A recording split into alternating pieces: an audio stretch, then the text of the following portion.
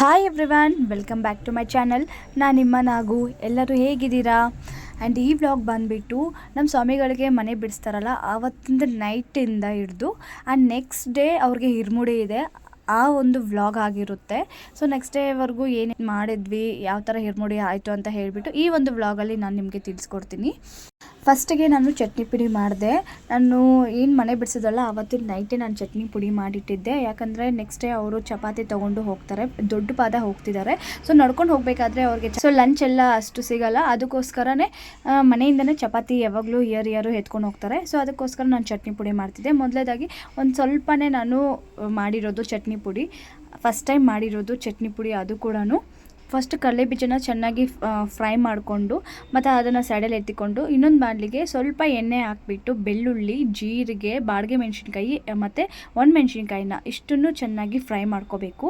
Fry ಮಾಡ್ಕೊಂಡಿದ್ದಾದಮೇಲೆ ಅದ್ರ ಜೊತೆಗೆ ಸ್ವಲ್ಪ ಅರಿಶಿನ ಕೂಡ ಹಾಕಿ ಫ್ರೈ ಮಾಡ್ಕೋಬೇಕು.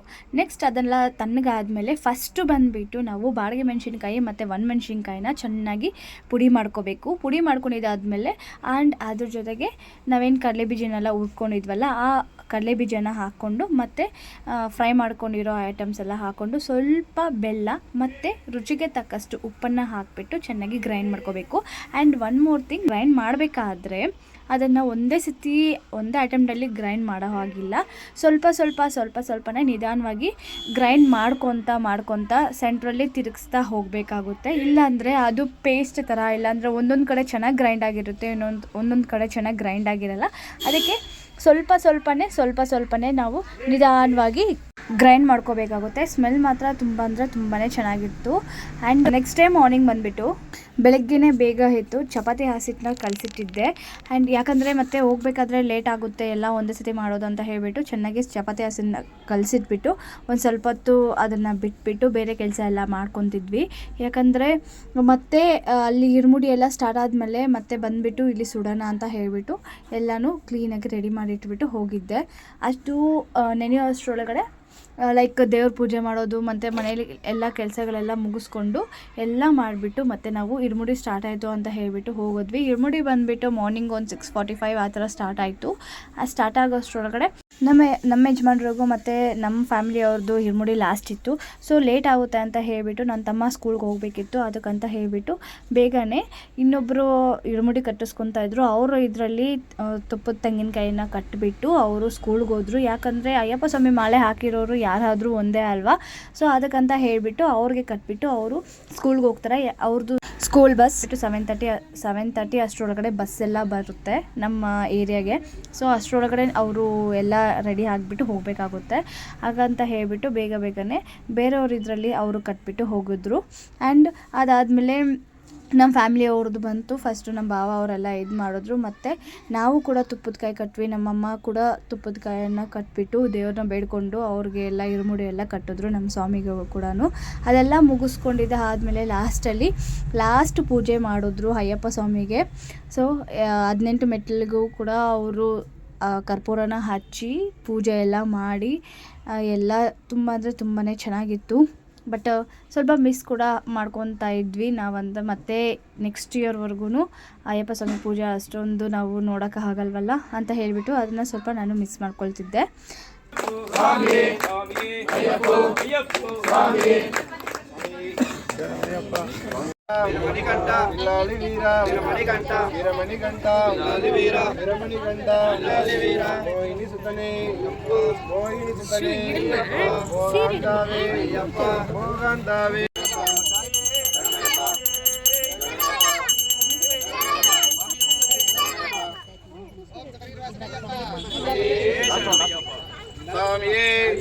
ಅಯ್ಯಪ್ಪ, ಸ್ವಾಮಿಯಪ್ಪ, ಶರಣಮಪ್ಪ, ಸೋಮಪ್ಪ, ರಾಮಪ್ಪ, ಕಾಪಾಡಪ್ಪ, ತನ್ಮಯ ದೈವ ಅಯ್ಯಪ್ಪ, ಅಯ್ಯಪ್ಪ, ಅಯ್ಯಪ್ಪ, ಅಯ್ಯಪ್ಪ, ಅಯ್ಯಪ್ಪ, ಅಯ್ಯಪ್ಪ, ಅಯ್ಯಪ್ಪ, ವೀರಮಣಿಗಂಡ ಬಿಲ್ಲಾಳಿ ಕಾಪಾಡಪ್ಪ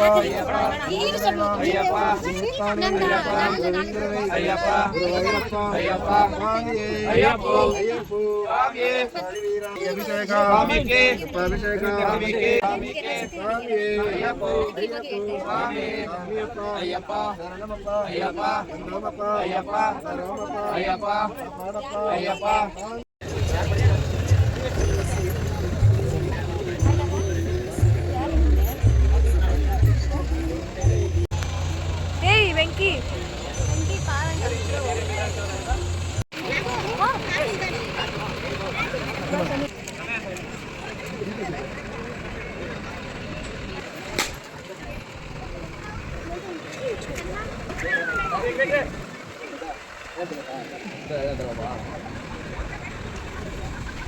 ಸೊ ಅಲ್ಲಿ ಪೂಜೆ ಎಲ್ಲ ಮುಗಿಸ್ಕೊಂಡು ಮತ್ತೆ ಇಲ್ಲಿ ಗಾಡಿಗೆ ಬಂದುಬಿಟ್ಟು ಪೂಜೆ ಎಲ್ಲ ಮಾಡ್ತಾರೆ.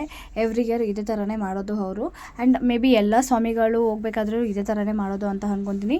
ಗಾಡಿಗೆಲ್ಲ ಪೂಜೆ ಮಾಡಿದಾದ್ಮೇಲೆ ಅವರು ಕೂಡ ಪ್ರಸಾದ ತಿಂದರು. ನಾವು ಎಲ್ಲ ಪ್ರಸಾದ ತಿಂದ್ವಿ. ಆ ಒಂದು ವೀಡಿಯೋನೆಲ್ಲ ಕ್ಯಾಪ್ಚರ್ ಮಾಡೋಕ್ಕಾಗಿಲ್ಲ. ಆ್ಯಂಡ್ ಒನ್ ಮೋರ್ ಥಿಂಗ್, ಸ್ವಲ್ಪ ವೀಡಿಯೋಸ್ಗಳನ್ನ ನಾನು ಕ್ಯಾಪ್ಚರ್ ಮಾಡೋಕ್ಕಾಗಿಲ್ಲ. ಎಷ್ಟಾಗುತ್ತೋ ಅಷ್ಟು ಕ್ಯಾಪ್ಚರ್ ಮಾಡಿ ನಾನು ನಿಮಗೆ ತೋರಿಸ್ಕೊಡ್ತಾ ಇದ್ದೀನಿ. ಆ್ಯಂಡ್ ಈಗ ಸ್ವಾಮಿಗಳು ಹೋಗೋ ಸಮಯ. ಸೊ ಅದಕ್ಕೇ ನಾನು ನನ್ನ ಮಗಳು ಎಲ್ಲರೂ ನಮ್ಮ ಫ್ಯಾಮಿಲಿ ಎಲ್ಲರಿಗೂ ಬಾಯ್ ಹೇಳ್ತಾ ಅವ್ರನ್ನ ಕಳಿಸ್ಕೊಟ್ಬಿಟ್ಟು ನಾನು ಮತ್ತು ನಮ್ಮ ಫ್ಯಾಮಿಲಿಯವರು ಮತ್ತೆ ಮನೆಗೆ ರಿಟರ್ನ್ ಹಾಕ್ತಾ ಇದ್ದೀವಿ. ಸೊ ಈ ಒಂದು ವಿಡಿಯೋ ಬಂದುಬಿಟ್ಟು ಇಲ್ಲಿಗೆ ನಾನು ಮುಗಿಸ್ತಾ ಇದ್ದೀನಿ. ಈ ವಿಡಿಯೋ ಬಂದುಬಿಟ್ಟು ಯಾರಿಗೆಲ್ಲ ಇಷ್ಟ ಆಗಿದೆಯೋ ಒಂದು ಲೈಕ್ ಮಾಡಿ, ಹಾಗೆ ಕಮೆಂಟಲ್ಲಿ ತಿಳಿಸ್ಕೊಡಿ. ಆ್ಯಂಡ್ ನಿಮ್ಮ ಫ್ರೆಂಡ್ಸ್ ಆ್ಯಂಡ್ ಫ್ಯಾಮಿಲಿಗೂ ಕೂಡ ಶೇರ್ ಮಾಡಿ. ಹಾಗೆ ನನ್ನ ಚಾನಲ್ನ ಸಬ್ಸ್ಕ್ರೈಬ್ ಮಾಡ್ಕೊಳ್ಳಿ. ನೆಕ್ಸ್ಟ್ ವಿಡಿಯೋದಲ್ಲಿ ಸಿಗೋಣ. ಬಾಯ್.